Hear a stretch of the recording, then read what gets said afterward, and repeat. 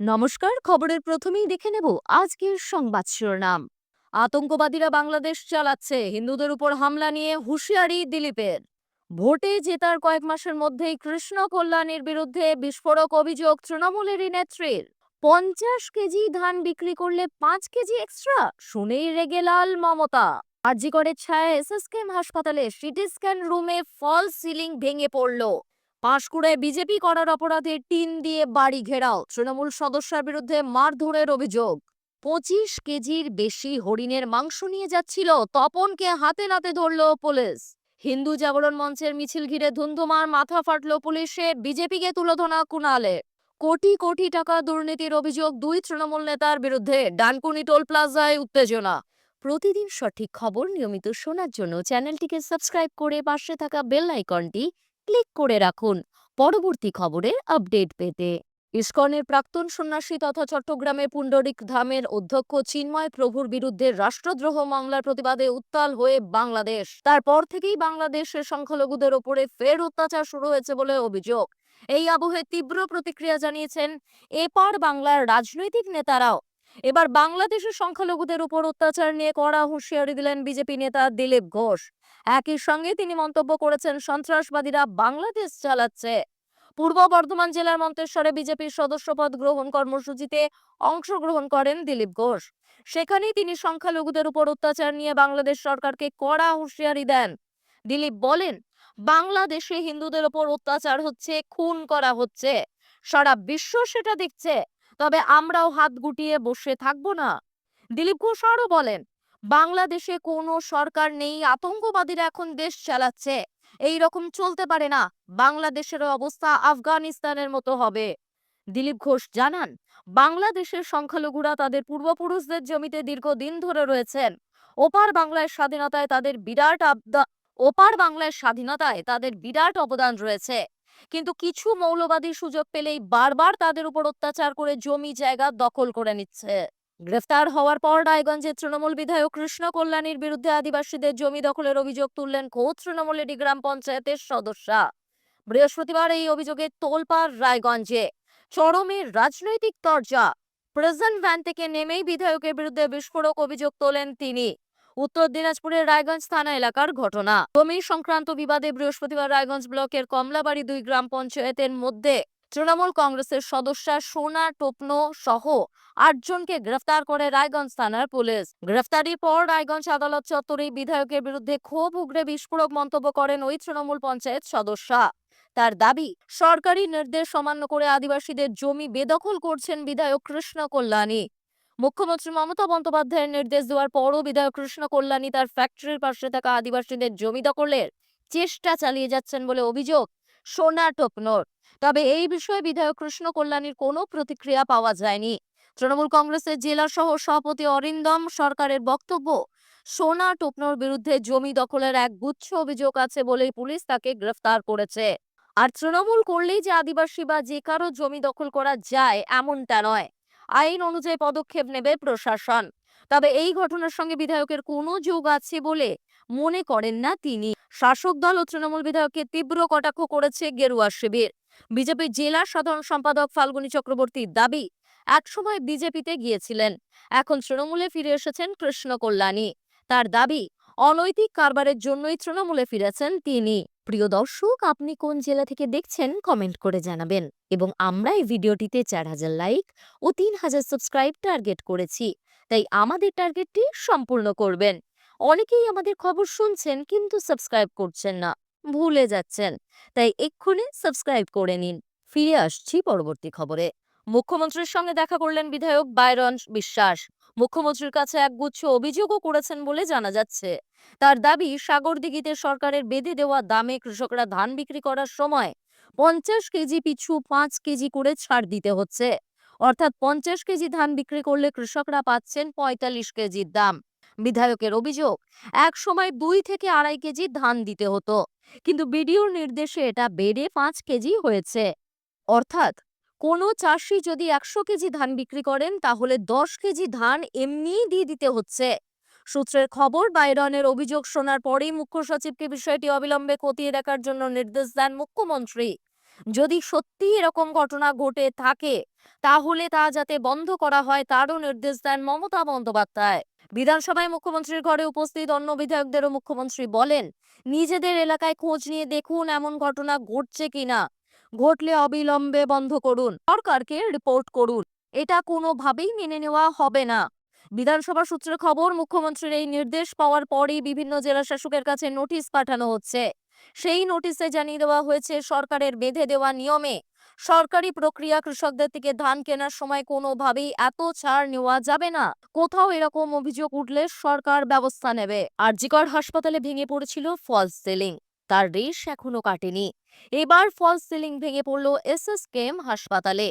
এই দুটি ঘটনার মধ্যে ব্যবধান 2 সপ্তাহের। এই সরকারি হাসপাতালে ফলস সিলিং ভেঙে পড়ার ঘটনা নিয়ে আলোড়ন ছড়িয়ে পড়েছে। আজ বৃহস্পতিবার এই ঘটনাটি ঘটেছে এসএসকেএম হাসপাতালে সিটি স্ক্যান রুমে, যা নিয়ে জোর চর্চা শুরু হয়েছে। তবে এই ঘটনায় হতাহতের কিছু ঘটেনি। তবে এই ফলস সিলিং ভেঙে পড়ার কয়েক মিনিট আগে সেখানে লোকজন ছিল বলেই খবর। এই ফলস সিলিং ভেঙে পড়ার ঘটনা প্রকাশ্যে আসায় আতঙ্কের বাতাবরণ তৈরি হয়েছে। রোগীদের মধ্যে নানান রকম বার্তা ছড়িয়ে পড়েছে, যার অনেকাংশই গুজব। হাসপাতাল সূত্রে খবর, এই ফলস সিলিং ভেঙে পড়ার সময় সেখানে তখন কেউ ছিলেন না। যদি সেখানে লোকজন থাকতো তাহলে বড় অঘটন ঘটে যেতে পারত। কেমন করে ফলস সিলিং ভেঙে পড়লো সেটার এখন তদন্ত শুরু হয়েছে। এই ঘটনার জেরে আজ সিটি স্ক্যান বিভাগের পরিষেবা ব্যাহত হয়েছে, সেখানে চিকিৎসা করা যায়নি। তবে এই ঘটনা নিয়ে এসএসকেএম হাসপাতাল কর্তৃপক্ষের কোনো প্রতিক্রিয়া মেলেনি। এই ঘটনার পর রক্ষণাবেক্ষণ নিয়ে প্রশ্ন উঠে গিয়েছে।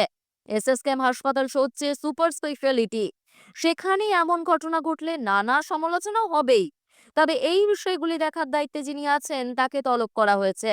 গোটা বিষয়টি সরেজমিনে খতিয়ে দেখছেন হাসপাতালের কর্তারা। কদিন আগে গত 14ই নভেম্বর আরজিকর হাসপাতালে সার্জারি বিভাগের অপারেশন থিয়েটারের ফলস সিলিং ভেঙে পড়েছিল। এবার সেই ভয়ঙ্কর স্মৃতি ফিরে এলো এসএসকেএম হাসপাতালে। এই ঘটনার জেরে রোগী, রোগীর পরিজন, চিকিৎসক এবং স্বাস্থ্যকর্মীরা আতঙ্কিত হয়ে পড়েন আর ছুটতে থাকেন। বিজেপি করেন তারা, আর তাই সেই খেসারত দিতে হচ্ছে প্রতি পদে। পাঁশকুড়ায় বিজেপি করার অপরাধে জোর করে এক পরিবারের বাড়ির চারদিকে টিন দিয়ে ঘিরে দেওয়ার অভিযোগ উঠল তৃণমূল কংগ্রেসের পঞ্চায়েত সদস্যার বিরুদ্ধে। প্রতিবাদ করে জুটল মারধর, থানায় অভিযোগ দায়ের পরিবারে। বিজেপির সমর্থক পরিবারের জায়গা জোর করে দখল করাকে কেন্দ্র করে রীতিমতো দ্বন্দ্বমার পরিস্থিতি পূর্ব মেদিনীপুরের পাঁশকুড়ায়। বিজেপির সমর্থক সেই পরিবারের বাড়ির চারদিকে টিন দিয়ে ঘিরে তাদের যাতায়াত বন্ধ করে দেওয়ার অভিযোগ উঠল স্থানীয় চৈতন্যপুর 2 নম্বর গ্রাম পঞ্চায়েতের সরাইঘাট গ্রামের তৃণমূলের পঞ্চায়েত সদস্যার বিরুদ্ধে। ঘটনার সূত্রপাত বেশ কয়েকদিন আগে থেকেই। গ্রামের মধ্যে একটি জায়গায় বাড়ি করে বসবাস করছেন শঙ্কর দলুই ও তার পরিবার। অভিযোগ, সেই জায়গা ছেড়ে দেওয়ার জন্য বেশ কয়েক মাস ধরে চাপ দিচ্ছেন ওই এলাকার পঞ্চায়েত সদস্যা মঙ্গলা দলুই ও তার স্বামী, কিন্তু জায়গা ছাড়তে চাননি শঙ্কর দলুই। এরপর জল গড়ায় তমলুক আদালত পর্যন্ত, কিন্তু এই জায়গাটি কার তা এখনো মীমাংসা হয়নি। তার আগের সেই জায়গা থেকে জোর করে ওই পরিবারকে বেরিয়ে যাওয়ার নির্দেশ দেন পঞ্চায়েত সদস্যা মঙ্গলা দলুইয়ের পরিবারের লোকজন। কারো কোনো কথা না শুনেই তৃণমূল পঞ্চায়েতের সদস্যরা এরপর সেই জায়গায় টিন দিয়ে পুরো বাড়ি ঘিরে দেন। বাধা দিতে যাওয়ায় শঙ্কর দলুইয়ের স্ত্রী সুমিত্রা দলুইকে চড়, কিল, ঘুষি মারার অভিযোগ উঠেছে পঞ্চায়েত সদস্য ও তার অনুগামীদের বিরুদ্ধে। সেই সংক্রান্ত একটি ভিডিও ইতিমধ্যেই ভাইরাল হয়েছে। সুন্দরবনের হরিণের হত্যার অভিযোগ। ঘটনাটি বুধবার দক্ষিণ 24 পরগনা জেলার পাথর প্রতিমার রামগঙ্গা ঘাটের ঘটনা। এক চোরার শিকারীকে হাতে নাতে পাকড়াও করল বন দফতরের রামগঙ্গা রেঞ্জের বনকর্মীরা। ধৃতের নাম তপন দাস, স্থানীয় বর্দাপুর এলাকার বাসিন্দা। বন দফতর সূত্রে খবর, ধৃতের কাছ থেকে প্রায় 25 কেজির বেশি মাংস এবং চামড়া উদ্ধার করেছে বন দফতর। ধৃতের বিরুদ্ধে বন্য প্রাণ সংরক্ষণ আইনের একাধিক ধারায় মামলা রুজু করেছে বন দফতর। বৃহস্পতিবার দুপুরে তাকে কাকদ্বীপ মহকুমা আদালতে তোলা হয়েছে। হেফাজতে নিয়ে জেরা করে বাকি চোরার শিকারীদের গ্রেফতার করতে চাইছে বন দফতর। উল্লেখ্য, পাথর প্রতিমা সংলগ্ন জঙ্গলে হরিণ ধরার ফাঁদ উদ্ধার হয়। গত 18 তারিখ হরিণের মাংস সহ দুজনকে গ্রেফতার করা হয়েছিল। ধৃতদের হেফাজতে নিয়ে জেরা করে সুন্দরবনের জঙ্গলে চোরার শিকারীদের হদিশ পায় বনকর্মীরা। তারপর থেকেই পাথর প্রতিমার জঙ্গল লাগোয়া এলাকায় কড়া নজরদারি চালানো হয়। এর মধ্যেই এবার এক চোরার শিকারী হরিণের মাংস এবং চামড়া সহ বনকর্মীদের হাতে ধরা পড়ল। উদ্ধার মাংস এবং চামড়া ফরেনসিক পরীক্ষার জন্য পাঠানো হবে বলে বন দপ্তর সূত্রে জানা গিয়েছে। হিন্দু জাগরণ মঞ্চের মিছিল ঘিরে ধুন্ধুমার, ধস্তাধস্তিতে মাথা ফাটল পুলিশের। প্রসঙ্গত, দিন যত যাচ্ছে ততই উত্তাল হচ্ছে বাংলাদেশ। চিন্ময় কৃষ্ণ দাসের গ্রেফতারিতে আরো জটিল হয়ে যাচ্ছে পরিস্থিতি। তার মুক্তির দাবিতে সরব একের পর এক হিন্দু সংগঠন। তার নিঃশর্ত মুক্তির দাবিতে সরব হয়েছে বিজেপিও। এদিন শিয়ালদহ থেকে পার্ক সার্কাস পর্যন্ত মিছিলও করে বিজেপি। কিন্তু মিছিল শুরুর কিছু সময়ের মধ্যেই শুরু হয়ে যায় ব্যাপক অশান্তি। পুলিশ মিছিল আটকাতেই একেবারে ধুন্ধুমার কাণ্ড। লাঠিচার্জ করতে দেখা যায় পুলিশকে। কার্যত রণক্ষেত্রে চেহারা নেয় বেগবাগান। আন্দোলনকারীদের চাপে ভেঙে যায় পুলিশের ব্যারিকেডও। বাংলাদেশ ডেপুটি হাইকমিশনে ডেপুটেশন দিতে চাইছেন আন্দোলনকারীরা। তাদের অভিযোগ, শান্তিপূর্ণ মিছিল আচমকা আটকে দেয় পুলিশ। তাতেই পরিস্থিতি উত্তপ্ত হয়ে ওঠে। বেশ কিছুক্ষণ পুলিশের সঙ্গে তর্কাতর্কিও করতে দেখা যায় সংগঠনের নেতাদের। কিন্তু তারপরও স্বাভাবিক হয়নি পরিস্থিতি। ধস্তাধস্তির মধ্যেই এক পুলিশ কর্মীর মাথা ফেটে যায় বলে জানা যাচ্ছে। এদিকে এই ঘটনাকে কেন্দ্র করে যখন ধীরে ধীরে সরগরম হচ্ছে রাজনৈতিক মহল, তখন বিজেপিকে একহাত নিতে দেখা যায় তৃণমূল নেতা কুণাল ঘোষকে। তার দাবি, অশান্তি করতে গিয়ে বাংলাদেশ ইস্যুকে ঘেঁটে দিচ্ছে বিজেপি। রাজনৈতিক ফায়দা তোলার চেষ্টা করতে গিয়ে বিশৃঙ্খলা করছে। তৃণমূল শ্রমিক সংগঠনের দুই নেতার বিরুদ্ধে কোটি কোটি টাকার আর্থিক দুর্নীতির অভিযোগ তুলে ডানকুনি টোল প্লাজায় বিক্ষোভ তৃণমূল শ্রমিক সংগঠনের কর্মীদের। এমনকি দুই নেতার অপসারণের দাবিতে বিক্ষোভ দেখান ডানকুনি টোল প্লাজা তৃণমূল শ্রমিক সংগঠনের কর্মীরা। টোল প্লাজার গাড়ি ব্যবহারের অভিযোগ উঠেছে জেলার এক বিধায়কের বিরুদ্ধে। বিষয়টি নিয়ে কটাক্ষ করেছেন আইএসএফ বিধায়ক নওসাদ সিদ্দিকী। প্রসঙ্গত, ডানকুনি টোল প্লাজা কাদের দখলে থাকবে এই নিয়ে তৃণমূল শ্রমিক সংগঠনের দুই গোষ্ঠীর লড়াই দীর্ঘদিনের। এবার তৃণমূল শ্রমিক সংগঠনের নেতাদের বিরুদ্ধে কোটি কোটি টাকার আর্থিক দুর্নীতির অভিযোগ এবং টোল প্লাজার কর্মীদের উপর অত্যাচারের অভিযোগ তুলে বিক্ষোভ দেখালেন তৃণমূল শ্রমিক সংগঠনের আরেকটি গোষ্ঠী। ডানকুনি টোল প্লাজায় আর্থিক দুর্নীতির সাথে যুক্ত তৃণমূল শ্রমিক সংগঠনের সম্পাদক নিসার আলী মল্লিক ও সহ সম্পাদক নিতাই দে অভিযোগ সংগঠনের কর্মীদের। তাদের আরও অভিযোগ, সম্পাদক নিসার আলী মল্লিকের ছেলের নামে ডানকুনি টোল প্লাজায় গাড়ি ভাড়া বাবদ প্রতি মাসে ৬৩,০০০ টাকা পান।